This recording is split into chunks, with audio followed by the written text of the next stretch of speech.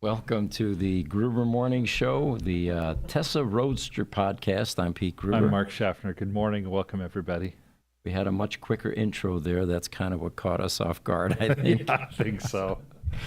So the image behind us was an experiment.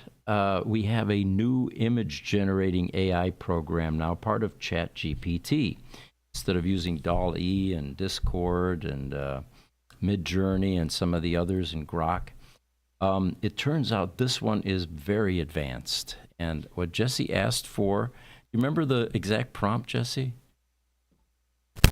I asked for a 2010 Tesla Roadster in the post-apocalyptic future with laser machine guns and a camo paint job, really worn and torn. Something like that. Very cool. And if you notice, the detail on this one is actually better than any of the Roadster images that we've tried to collect in the past. We also found this one a bit interesting in that we have a Ukrainian Tesla Roadster in the shop right now. Yes. It's bright yellow. It's gorgeous. It's getting ready to be shipped back to the owner. And if it goes back to Ukraine, we're thinking this is what it may end up looking like. So anyway, that would be sad. It would be, yes. So today's podcast, we're going to cover a number of items. As stated in the thumbnail, we're going to look at the how to get rid of the pesky maintenance service required alert that pops up every year. But before we get there, I have an image I wanted to show you. Found this actually in one of the Tesla documents. And for those of you interested, if there's any rhyme or reason in those color bands, this is the legend. The blue band around an alert is a hint. You can just get rid of that. Warning is yellow now, and again, it can be easily dismissed. If you've got an orange band around it, that's far more serious. Yes. And that can disable the car. Or here it's warning us that excessive power draw and power is temporarily reduced, which is overheating typically, driving in Phoenix at 120-degree weather and getting on your car a bit. Down below, it shows the press to dismiss options, and then multiple alerts will stack, like the 1 and 2 there under the excessive power draw right here. So for those of you curious about what those colors mean, that's what it ends up being. The next thing I wanted to show you was this alert here, which after 12 months after it's been reset, will start popping up, and it pops up repeatedly. It's kind of like the TPMS warnings. Yeah, those are long, steady stream of them, and it won't go away until you do something.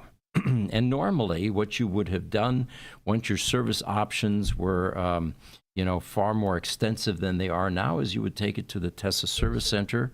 They would do the annual preventive maintenance, which is what this is telling you needs to be done, and they would clear that error, and then you'd be on your way. Well, today, getting a Tesla Service Center in your area to do the annual may be a little bit more of a challenge. So what we're going to do is go through each of the, fix the screen here, there we go. We're going to go through each of the images, and I'm going to show you how to clear your own alert. And there's a newsletter, by the way, out on our website now that will show you these instructions in detail, just like we're going through now. It's one of the latest newsletters that we added. So what you want to do on the main VDS screen while the car is on, you want to press 7 times or so in a non-interactive area of that screen. And there we go. It's a little bit too large there. What will happen next is eventually you will get a service diagnostic screen. And this is on the VDS screen. What you now want to do is type in a top secret password that Tesla did not release to the general public, and we actually stuck our necks out about 8 years ago or so and actually publicized this password. Yes. There were some people that were upset over this, but our feeling was The Tesla community really owns these cars, and they deserve to have access to even a restricted area like this. Well, the fact is, Tesla had stopped making these cars and had done so for a few years by the time we released this. And now since it's not a big deal. So you type in 1050. If you need to remember that, one of the earliest Tesla locations, which is where this came from, was 1050 Bing Street.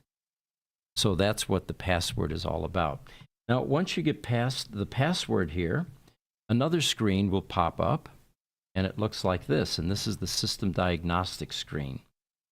You have a number of options here.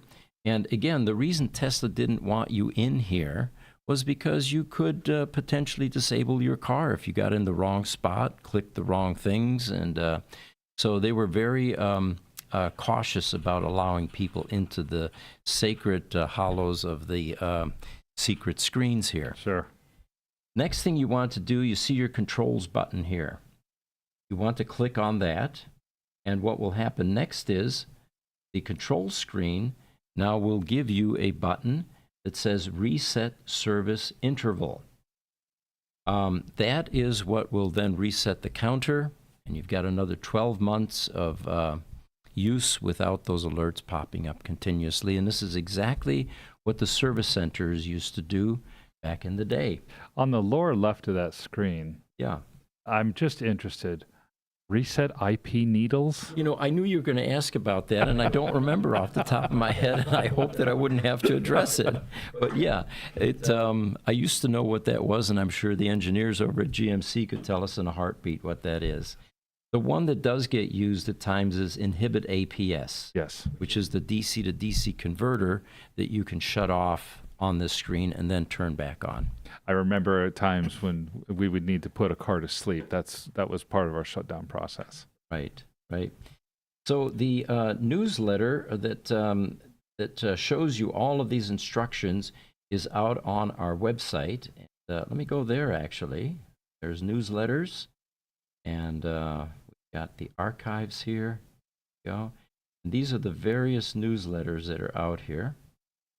We have a new website now, and I'm realizing that I should have prepared for this because I can't find the latest newsletter at the top. It might still be posted at this point. Okay. So, but anyway, it is out. It will be out there. We just launched the new website, by the way, yesterday, last evening, and over the weekend. We're going to show you a few things from that. Right by my head there is a pin map. This shows you where all the Roadsters are. Yes. We'll get And, into you know, that. kudos to Jesse. I want to call out because Yeah. I'm pretty sure that email I received at 4:30 this morning was not Jesse going to sleep at 10 o'clock and waking up at 4 and saying, oh, by the way, Yeah. I'm sure it was likely him being up all the way to 4:30. And here he is on the podcast, 5-6 hours later. Sleep is for the weak. Jesse is our webmaster, and he has literally worked months on this. And things that appeared to be simple, like the pin map that you see there, which we'll show you in a moment here, was extraordinarily difficult. Putting various countries in there, Yeah. without zip codes, for example. It was a daunting task. And then, of course, the duplications and the inaccuracies in our data. We have been collecting Roadster information now for many years with the census program. And that is the result of this. So, there is a newsletter there if you're interested. The annual preventive maintenance, let's take a look at that. Green for that. Looks like I do not. All right. I'm going to go to the website then instead, and we will find what is done during an annual preventive maintenance, and that's going to be under services. And right in here, you can see all of the Roadster services. Did I skip past it here, guys? No.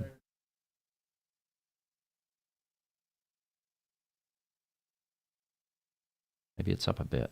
I know it's there because I did a screenshot. There it is. Annual Roadster maintenance. Starts with There, A. okay. Perfect. Thank you, Mark. So here we're going to talk about what that alert means and what clearing it should entail. Mm-hmm. If you haven't driven your car for a year or very sparsely, you don't need that annual preventive maintenance. This is assuming normal roadster driving, which in this day and age is weekends. Very few people use these as daily drivers anymore. And it also depends on what you're exposing them to. We've got a couple of customers that live on dirt roads, and they need roadster annuals, semi-annual, every 6 months actually. Yes. So semi-annual, biannually, semi-annual. Semi-annually. Yeah. So let's take a look to see what this entails when an annual is done. And I'm going to go a little bit larger on my screen here and on this one, because this is important. A lot of owners now are starting to do their own annuals. And if you're brave and you're willing to take out the power electronics module, it can be done. Mm-hmm. Many owners have done it. So one of the first things we do is a full range of charge capabilities are tested. This is the 120-volt cord, the yellow charge cable, the MC240, the 240, and a wall charger if you have it. So we go through the various amperage ranges of charging. Then we pull a log file. This is something that you can't easily do because you need the parsing program to decrypt it. But what the log file tells us is the history of the car, what's going on underneath the hood, things that haven't made it to the VDS screen yet.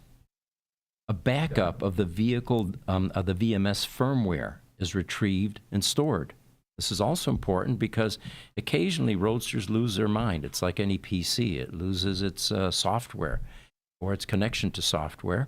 And what the backup of the VMS will do is it will allow us to give you a copy of it in the future if you needed to reload your vehicle management system firmware. All closure mechanisms fully tested: windows, hoods, doors, trunks, charge ports. The remote keyless entry function is tested. The key fob battery is replaced, whether it needs it or not. It may last 2 or 3 or 4 years, but they're so cheap, change them every year. Every annual. Safety items are tested and diagnosed: seat belts, airbags. The interior lighting is checked, exterior lighting. The gear change and brake lights checked. Fluid levels, brakes and coolant. You have fluids in that Roadster. You don't have oil necessarily that needs to be checked or changed, but you do have other coolant or other fluids. The TPMS sensors are tested and verified. Tire inspection, embedded hazards, screws, nuts, bolts, nails. Tire condition, depth, age, pressure. Suspension checks, including torque settings, verifications, ball joints, the rubber parts are all inspected for cracking and damage of any kind. The PEM is removed. The coolant plenum is cleaned, and dioxide is put on the connectors. This is probably the most important reason to do an annual preventive maintenance, because one of the design compromises, I won't say flaws, but compromises, was a fan-type cooling system across heat sinks to cool the IGBT transistors in the PEM, which are the power switching devices that drive the motor. Convert DC to AC, in other words. Those heat sinks fill up with dirt and dust, fundamentally because the placement of the fan is down very low, and it acts like a little vacuum cleaner, sucking up dust, debris, leaves, eventually depositing them in the power electronic module heatsink plenum. And when that happens, you're no longer cooling those transistors adequately. And if you're running into thermal management issues where it's overheating in summer, that could be part of the problem. You know, and some of these things, I look at like tire inspections, the TPMS sensors, the suspension checks, even the fluid level checks. These are the same kind of checks, it sounds like, that go on with an ICE engine car. And even the Garage Queen ICE engine cars, your coolant will start to chemically corrode after a couple of years, whether it's used or not.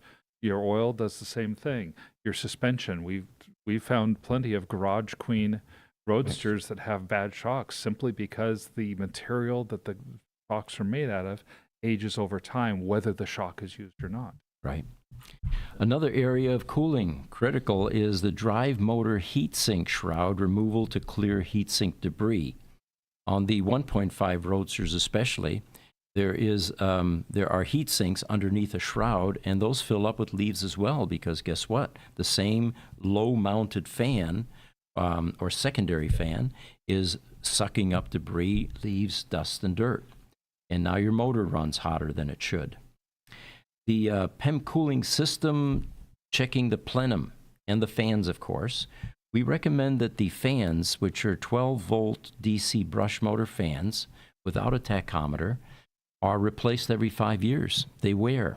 Mm-hmm. We've done autopsies, and if you're interested, go to our website under PEM cooling fans, and you'll see them for sale, and we actually have pictures of the autopsies that we've done with the fans, opening them up and showing all of the brush dust that has collected in that fan, and the bearings being gummy and near seizing. So 5 years is a good timeline for that fan replacement, including the 1.5 DC brush motor coolant pump. And I think that comes up here later. Apply Haskell lubricant to the charge port socket. You can get that on like Amazon, for example, and that will prevent any undue wear and tear on the aluminum housing for the socket. Replace windshield wiper. Depends on where you live. In certain areas, you probably do that more than once a year. Yeah, probably. Wash and detail exterior with synthetic wax. These are all things that we do. Wipe down interior, leather treatment, pressure wash floor mats. You know the little Tesla lettering that's on your floor mats? Sometimes we get a Roadster in where that lettering's not even visible anymore. It's that dirty. So what we have is a wall in the back of the service center and a commercial pressure washer, and we make those letters look brand new. White, perfectly white. And then the trunk light LED conversion. That's something that we do automatically. What you have in the back is a incandescent bulb that's covered by a plastic lens. And incandescent bulbs fundamentally get very hot, and eventually it will melt and distort that little plastic lens. Mm-hmm. So what we end up doing is replacing that incandescent bulb with an LED, which doesn't throw anywhere near the heat, gives you additional brightness, and protects that little lens. Some of the optional items during an annual preventive maintenance are replacing the neoprene rubber cooling duct and the plastic tie wraps. I'll show you a picture of that. That's going to be under our shop heading. There. You know what? I'm on the new website and I don't see all the way to the shop. right. Left a little bit, next to Roadster Census and down. Oh, right here? Oh, shop. There we go. There Okay, it it's is. one of the buttons now. Jesse, that is too cool. All right. And we're looking at the new website now. Choose a section. All right, let's go to cooling. See if we can find that neoprene duct. There it is. So this is rubber, neoprene, and it eventually fissures and cracks. In fact, there's probably some pictures of a fissured version Right here. there. There we go. If I can Yeah. expand that. It won't get any larger. Okay. Well, what we do is we put a flashlight in. Yeah. Go up. Oh, there we go. Oh, okay. It's already there. Thank you.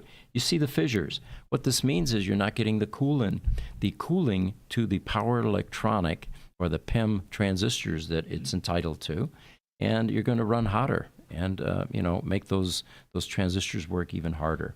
This is an inexpensive item. It needs to be replaced periodically, and what Tesla did was they had plastic nylon tie wraps on the ends here securing it. Well, with age, those get brittle, they crack. Oftentimes we find them broken and the neoprene hose popped off or loose. So we put stainless steel clamps on that. It's part of the retrofit, which stainless steel is going to last infinitely longer than nylon. All right. So let's see what else we've got here. And then finally, replace the cooling fan every 5 years. That's also in the e-store in the shop section. And we'll show you that as well. Jesse, I'm liking this new layout. And by the way, this is also mobile friendly. So Here's the 1.5 versions of those Spall cooling fans. On the main one? Oh, this. Oh, I see. Okay. And it brings up. very nice. That is cool. Let's do this. Oh, remember the autopsy we talked about? There's the commutator inside the motor. And you notice those grooves in those copper pads? That's where the brushes ride. Those are usually level. And you can see how much wear has taken place. And what happens with, oh, that's a bearing right there, which also wears. That's the amount of carbon dust that we took out of one of those fans. And if you look at the, well, I don't show the brushes. The brushes are essentially like pencil erasers, one on each side. And as it spins, it's continuously removing minute quantities of carbon and cutting grooves into the commutator. So that's the very reason that you want to make sure that you replace these fans every 5 years. Now, are those fans for the 1.5, are these brushless fans, or are these fans that have brushes still? These, yeah, both of the 1.5 and 2.0 PEM cooling fans are brush motors. It's just they're mounted differently. Okay. And if we go back to one layer here, we can see the 2.0. There we go. This is actually mounted on an aluminum plate that, yeah, there we go. And by the way, this is a part that we make. We don't make the fans, but we make this aluminum plate. It's thicker than the original. And our machine shop actually laser engraves our company name into the aluminum. Nice. Yeah. Now let's see if we have any other images of it here. We also make this Y cable so that you don't have to do any splicing. And yeah, there again is the autopsy. Yeah, the autopsy images. Very cool. All right. So we've got some other images that we can pop up here. Bring a Trailer is one of the auction houses that sells Tesla Roadsters. And historically, Roadsters haven't done very well on that site, on that auction site. But there were two that sold just recently, and I want to show you both of those. This is a 10,000 mile 2011. This is, let's see here, VIN number 1403. There we go. This is a Roadster that has gone through our service center. It sold for $90,500 with a legacy battery pack, pretty healthy CAC, and immaculate condition. This customer ended up putting $44,000 improvements into this Roadster. And I actually posted the work that we did on Bring a Trailer. The Arctic White Roadsters typically have yellowing PPF. And it shows up far more prominently on a white car than it would any other color car, because it's a very faint yellowing that takes place. Yeah, to start with, it almost looks pearlized, like white, and then, but over time, it starts to crack and just, it deteriorates really rapidly once it starts to go. And of course, it's a good idea to remove any PPF on a Roadster every 8 years or so, because if you let it go longer than that, it eventually crystallizes the adhesive, it bonds with a clear coat, and now it makes it much more difficult to get off, or sometimes a repaint is necessary. Right. So I pointed out that this had a full PPF replacement. And with the new UV-resistant PPF, which isn't going to yellow like the old material did. It also had all 4 performance shocks installed, a full suspension upgrade, and a full Roadster alignment. By the way, our new alignment system has been an education since we got it. We're finding all kinds of interesting things about the Roadster. For example, the ride height is slightly different when an R80 pack Roadster comes in, because there's a slight weight difference between the two cars. Okay. And ride height is also not usually paid attention to. Different tires will result in different characteristics and alignment. So what's great is our guys have gotten very good about putting Roadsters up on the alignment rack and dialing them in to a level of perfection that we have never seen before. Yeah, it's that alignment rack has been kind of a revelation for us, it seems like, in our ability to service these cars. So full suspension, shocks, alignment, and then thermal management was also addressed with the ESS pack coolant pump replacement. PEM cooling fans were replaced. The neoprene duct that we talked about was upgraded and replaced, and a full Gruber Motor Company PEM rebuild and upgrade. Now, I'm going to give you the softball question here. All right. Why? Why would you do a PEM upgrade if the PEM is working just fine? Well, we're going to get into that. There's a guy on Bring a Trailer that consistently makes this claim that Roadsters don't need that much work. The shops are overselling their services, plural, by the way, not just us. And we're going to get into that here shortly and point out how wrong he is and how when he compares a Roadster to a Porsche 911, there's a world of difference. Yes. And there's a lot he doesn't know about the engineering problems in a Tesla Roadster and the design compromises that oftentimes have to be addressed after the fact. Look forward to getting into that. All right. So TPMS sensors, a whole bunch of things were replaced. And what we're excited about is this Roadster is going to one of our customers in California. He is a Roadster faithful, already has a Roadster, and he's going to thoroughly enjoy this car because it's a wonderful color combination. And again, the exciting part is it sold for $90,500. It's a good price. Very much better than what Bring a Trailer is notorious for, usually selling in the $70,000 range. Yeah. Well, shortly after this one, like a week or so, another one pops up for sale. And this one is a 7,000-mile Roadster. This one is VIN number 1226, and immaculate it looks like. It was very well taken care of. And it sold for $91,500. Now, the only thing that we are concerned about with this particular sale is this is a 2017 R80 pack replacement. Oh. And most of the Roadster community is aware that these packs are challenged. Let's put it that way. Yeah. We have 3 of them in the shop right now that are anemic, and that's typically what happens with these cars.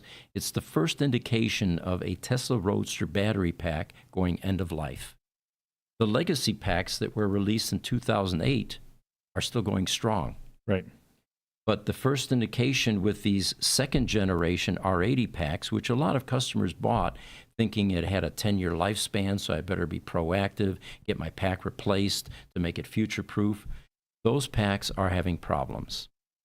And we don't have any details about whether this car is beginning to see any of the anemic performance. But if the new owner is watching, the way you can tell in a 2.0 Roadster is, this has been 1226, when you mash the accelerator pedal, the kW meter to the right of the speedometer should peg down to 200 kW. What we found in these first generation R80 packs, they typically will go 150, maybe 160, and sometimes even less than that. Mm-hmm.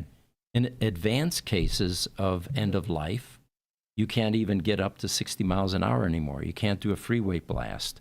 Had a customer in the Monterey Hills that, or the Malibu Hills that couldn't even drive his car home anymore because he couldn't get up the hills. Right. So that's one concern about this particular car. But the bright spot in all this is it looks like there's an uptick in valuation. These, granted, are low mileage cars. They were pristine, but $90,000 plus is a great price for these Roadsters. All right. So those are 2 that sold on Bring a Trailer recently. Now, the comment that was posted on Bring a Trailer about Roadster maintenance, it needs to be addressed because the guy posting this is wrong, flat out wrong. And let's go over why that's the case.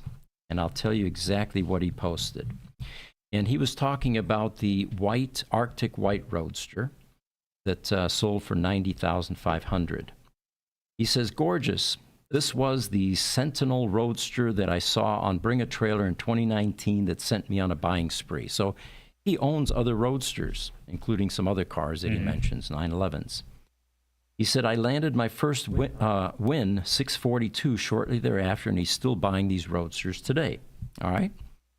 He says the $44,000 of service work that this customer put into that Arctic White Roadster and then only driving it 3,000 miles is disappointing to see. Well, a lot of people expect Roadsters to be enjoyed. And Right. 3,000 miles, all right, that was a weekend car. He said that's not the norm. In my experience, the beauty of owning one of these is the minimal cost of ownership aside the cost of a new ESS pack. Well, there is a certain amount of deferred maintenance that needs to be done in a Tesla Roadster. And if you skip those, you can run into problems. We're going to talk about that in a second here. And why do we know? Because we have 80 Roadsters in the shop currently. We have at least a couple showing up every week, and we're intimately familiar with the issues with Tesla Roadsters. He says, unlike my 911s, these are cheap garage queens even if you don't drive them. However, Roadster shops around the country sold owners that they needed to do things to keep these running Roadsters from breaking. Owners bought the sales pitch and spent good money trying to solve problems that didn't exist for their working Roadsters. It was an easy sale when the values were twice as high, but not anymore. Owners, his advice now, please don't worry about fake problems, drive it, and share the OG mission of sustainable motoring. Before we start to get into comments on this, because there's great, we'll get into There's this some one. stuff to unpack here. There's a couple comments on here I wanted to give. Captain Hype, 2 thumbs up. Thank you very much. YouTube, live from London. Greetings from London, England. Thanks for joining us. Yep. And then Simon Harris, he says that Roadster looks awesome. And I think that was the Arctic White one that we're talking about. Yep. Can the packs be swapped out? Oh, certainly, yeah. Eventually, the Arctic White is going to need a pack replacement. Yeah. And Tesla is still making them. In fact, they have beefed up their production capacity. And rather than people waiting, like in Europe, 2 to 3 years, or in the U.S., 6 months to a year, they are readily available these days. In fact, they're competing with us. When a Roadster owner comes to us and says, my pack is dead, and it can be recovered, oftentimes they say now, well, you know what, it's going to need to be changed anyway. I think I'll just do it because Tesla just offered me one after a month at the service center. Yep. All right. So getting back now to the comment that Roadsters don't need work. All right. First of all, the Roadster was a prototype that was released before it was ready. Let's not mince any kind of words about this. And the reason that happened was they were going bankrupt. They needed to get these in the hands of owners. Right. They needed checks. They needed credit cards, payments to keep things afloat. So there were design compromises that were made, like the fan down below that is sucking all that dirt up into the PEM. Talking to Martin Eberhardt years ago, he said the original design was to use the scoops on the side as the intake, rather than down below with that fan acting as a vacuum cleaner. The power electronics module, and no one knew this at the time it was being built by Chroma in Taiwan. They were using an insulating material, which is the sandwich between the IGBT transistor and the heatsink to bleed off the heat. That material is crumbling, cracking, and deteriorating. And when the case on that transistor hits that heatsink and grounds out, you get a blown up board. Now, you can't go down to AutoZone or Checker Auto and buy a Tesla a Roadster PEM board. They're not in production anymore, and they won't ever be because there are only 2,000 owners left. So any board that's in existence needs to be preserved and protected. I can't tell you how many PEMs have come through our shop where that insulating material has finally deteriorated to the point where you've got a short. Not only do you sometimes blow the power board and the transistors, but in insidious cases, it goes upstream to the brains of the PEM, Right. which is the DMC board or the PEC board, which has LSI technology on it, very sophisticated chips that are sensitive to power spikes. Mm-hmm. So the power electronics module needs to be rebuilt in order for your Roadster to survive long term. Well, and the thing about this insulating material too, it ages not from use, just from age. Mm-hmm. So a garage queen, to rebut the comments that are here, a garage queen is just as susceptible to having the cracked insulation material as a daily driver. Very much so. And then there are other items in the electronics in a Roadster. We haven't even gotten to mechanical yet. We're going to get there Yeah. too. What we're noticing is an uptick in switch pack failures. The switch pack is a little black box that sits underneath the dash, right behind the driver's wheel. And it gets exposed to a lot of heat as you're sitting outside. The sun beats through the windshield, heats up that switch pack. It's full of MOSFETs, which are transistors, basically. Well, they're beginning to show failures at this point, and we're seeing an uptick in those over the last year or so. Mm-hmm. Then we have unprotected HVAC controllers. Remember, the Roadster was a prototype. You've got the hood vanes, and then you have some electronics underneath there that controls the HVAC system. In the 2.0 Roadsters, it's notorious. That little box with the orange connectors, eventually the gasket shrinks, and the LED port lets water ingress. And as water gets into that board, you have two different voltages, 12 volts and 400 volts. And those two don't coexist well at all. No, they don't. So there's another item. Now, getting into the mechanical portions on a Roadster. The Roadsters that show up these days in our shop, I don't know of any that have a decent suspension system. And we're not talking just about a bumpy ride and the shocks, have cavitated oil inside. We're talking about cracked bushings. We're talking about loose parts, the rattling and tire wear as a result of that. Right. So what we do when a Roadster comes in, we go through the car entirely and then have recommended services. And the customers get to choose based on their budget and their level of perceived priority. Maybe the bumpy ride isn't that big an issue, but the PEM may be because Right. it's got the original insulating material. And when it goes, it's going to take out other stuff. So the notion that the Tesla Roadster can be driven and it doesn't need maintenance, and now that the valuation is lower, it doesn't need all of the fake stuff that shops recommend, is just pure BS, and this guy's spouting nonsense. Well, I like to do the comparison with like the Porsche 911.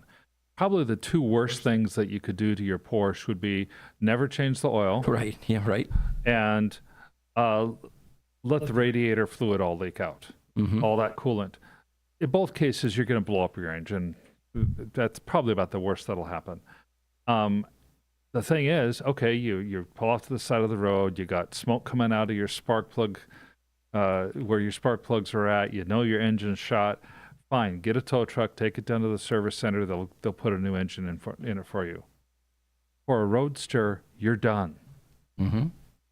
They don't make these parts anymore. Yeah, I can't tell you how many times we get derailed because we've got a DMC board problem. Yeah. And you can't buy those. You can't go to Tesla and get a DMC board. So it requires deep dive troubleshooting with people that have extraordinarily evolved skills in doing component level repairs. Yes. And eventually, we oftentimes solve these types of problems. We've got a few boards that just are still befuddling us. And it's not like you can send them anywhere to get this done. You know, this is a unique skill. Yeah. And certainly not buy them anywhere. All right, so let's see what else we've got for you here. Pete, just so you know, the Roadster newsletters page is fixed It is, on the okay. website if you want to go back to that at some point. Sure, let me do that right now. I'm going to take a look at the website. We'll go to newsletters. Are we up on the screen here, Jesse? I'm going to show people how to... Yeah, do a refresh. I'm going to refresh now. By the way, those guys standing there, that is the World Traveling Roadster. That's on a clipper ship, a sailboat. And it came all the way to the United States from Hamburg, Germany. I just did a refresh, Jesse, here under newsletter. Pardon me? Control F5, okay. All right, where's my F5? All lettering. There we go. Ah, very nice, okay. So there's the newsletter that we were talking about today, and all of those images are outlined there. By the way, we usually have a tip on the newsletters as well. This particular tip is ruggedize and improve your yellow charge cable. And the reason that's important is they don't make them anymore, first of all. And the board that's inside the GFI plug is good for about 5 years or so, and then it burns up. Yeah.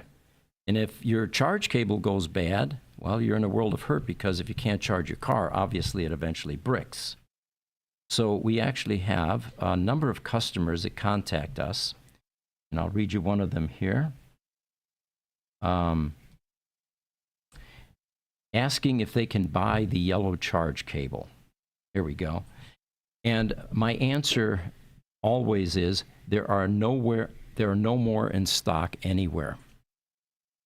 We found the original manufacturer of the proprietary charge plug. It's the Type 1 connector that goes in the Roadster before the J1772 and some of the other standards like the NAC standard. But really, the Roadster was one of the first. To recreate that plug was $1,400 each, just for the connector, not the cable, right? Yeah. And the MOQ, minimum order quantity, was 100 connectors. So it just wasn't cost effective for us to spend over $100,000 for these cords to recreate the yellow cords, because the demand is so low. But what we do is, and I'll go to the shop here, we actually rebuild these. Go to shop. And what ends up happening is, with the rebuild, you end up with an upgrade that gets rid of the GFI plug to a molded connector. That's this guy right here. Mm-hmm. It fails. And we end up with, instead of a, let's see, I'm going to get this image up here. There we go. I'm still learning how to use Then this, click guys. on the image. Yeah, there we go. Nice. Okay. The original cord was 12 feet long. It was 12 gauge wire, which is only good for 20 amps. What we upgraded to is 25 feet long, 10 gauge wire, which is good for 30 amps, and the GFI plug, which is what has bricked a huge number of Roadsters, goes away, and you end up with a molded plug, which does not deteriorate or fail.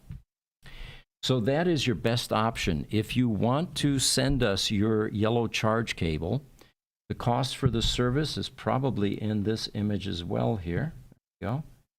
It's $275, and it will come back to you looking brand new with a lot of improvements and enhancements. Looks like we've got some YouTube comments here, Mark. So far, yes. On YouTube, Simon Harris asks, can cracked bushings be swapped out for new ones? Oh, absolutely. That's one of the ways we do it. Like on the control arms. Yeah. Those are pressed out and new ones are pressed in, and we use the newer urethane bushings. Yes, and then Art Man has a similar question on YouTube. He says, oh, wow, I didn't realize they didn't make parts anymore. We might want to clarify that a little bit, because you just mentioned something that is still made, but it's because it's not unique to Roadster. Right. There only 7% or so of the Tesla Roadster is Lotus Elise parts. And some of that is in the suspension parts, like the control arms, for example. The rest of it was all custom, because once they realized they couldn't fit the 1,000-pound battery pack into a Lotus Elise, they changed the body and the frame. Once they changed the frame, they had to change all the body panels. And so today, you can't go to a Lotus shop and try to buy a front right fender, because it won't fit. Right. Very few parts fit on a Tesla Roadster. But fortunately, there are companies like us and others that are doing aftermarket part replacements. Some of the parts that we create are either molded, but mostly 3D printed. Mm-hmm. All right, got another question there. TikTok Hurricane Nose says, isn't Roadster project paused since last year?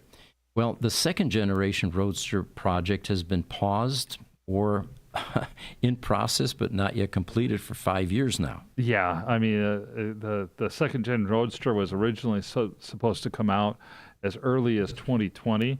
I'm doing some looking as we go through these questions. I think it's like 8 years since they had announced the second Roadster. Yes, they announced it in 2017 to go out by 2020. And it looks like there's not much in the news in the last year on it, other than, other than the idea that the next Roadster is coming. Mm-hmm. At the time, in early 2024, Elon Musk had said, "Hey, we have an engineering team working on this. We are moving forward. We're not pausing it. We're going to build it, but I don't have a time frame." Yeah. Yep. All right. We also got some great feedback on one of the Facebook sites, the Tesla Roadster Owners Group. And by the way, if you own a Roadster, I strongly suggest you join that Tesla Roadster Owners Group. There's also Tesla Roadster Owners Club, which also focuses on Roadsters. But in this particular site, there was a post put out by a owner who said, I'm getting an error. HVAC coolant heater failed. Could this be a fuse? What do I need to do? Do I need to get it to Tesla straight away? There's only 88 miles of range presently. And of course, that's the danger with a Roadster. If you're unable to charge, it will deteriorate. And when it gets past 0 in a few weeks, then you end up with what's called a brick Roadster. And the only option is to ship it to a company like us that can recover it. Yes. If you ship it to Tesla, the only option they have is a $45,000 battery pack replacement. If you ship it to a company like us, we'll recover it for infinitely less than that. So a follow-up comment that he posted was, I just thought I should give an update on this, and thanks to Brad Luchik at Gruber Motors. After a phone conversation with Brad, he sent a laptop and custom cables to see and troubleshoot the problem. The laptop had special software on it to help diagnose the problem. This is what we commonly send out, by the way. Mm-hmm. After the laptop arrived, I scheduled a 2-hour call with Brad. Using the remote access to the laptop and Brad's expertise, we were able to reflash all the microprocessors in the car. This cleared the air, and the car would charge again. This remote troubleshooting service is really awesome. Thank you, Gruber Motors. I had to be in Phoenix for work and hand-carried the laptop back. And I also purchased a cable and CAN bus adapter from them while I was there. So now if I have a problem in the future, we'll be able to get right to the detailed diagnostic portions of the car. This remote diagnostic service from Gruber is a great service. Thanks to Victor and Brad for your help. This is another one of those things where, first, our guys are thinking out of the box a little bit. Mm-hmm. I've been so impressed by the Gruber Motors team and their ability to do that. And second, this demonstrates our commitment to try to not overcharge people. Mm-hmm. We want them to get their problem fixed as quickly and inexpensively as reasonably possible. If they don't have to ship their car across the country to us, then we don't want them to ship their car across the country to us. There's all kinds of risks in transport. Exactly. We're actually replacing the convenience of being able to go to a Tesla service center right in their neighborhood by offering services like this. Absolutely. So thank you, Chris, for that kind comment on Facebook. So getting back now to the website, if we can bring up the new website, Jesse, I'm going to take them to the Roadsters for Sale section here. Now, check this out. I'm going to go a little bit smaller. There we go. Okay. What's different about this website and the old website is that every one of these cars that are listed here are mobile friendly. I don't know how many times I've had a customer on the line. I can't see what you're talking. I can't see the backstory. I can't see the options. All of that is available now. And what we're scanning through here is all the cars that are for sale on our Roadster matchmaking site. Hey, there's Dustin Hoffman. That's one that's here at Gruber Motor Company at Elite Preserve. Yep. This is a great tool in that you can now sort lowest price, highest price, options, color. Everything is searchable and sortable. And it's mobile friendly, which it never was before.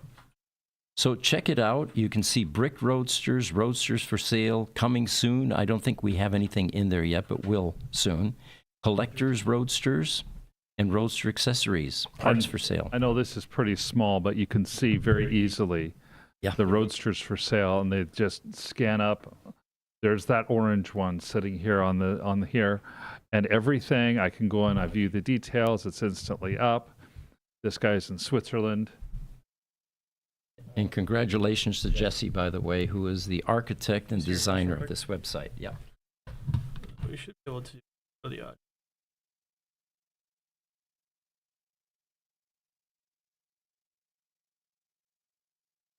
There we go. We're in effect mode here.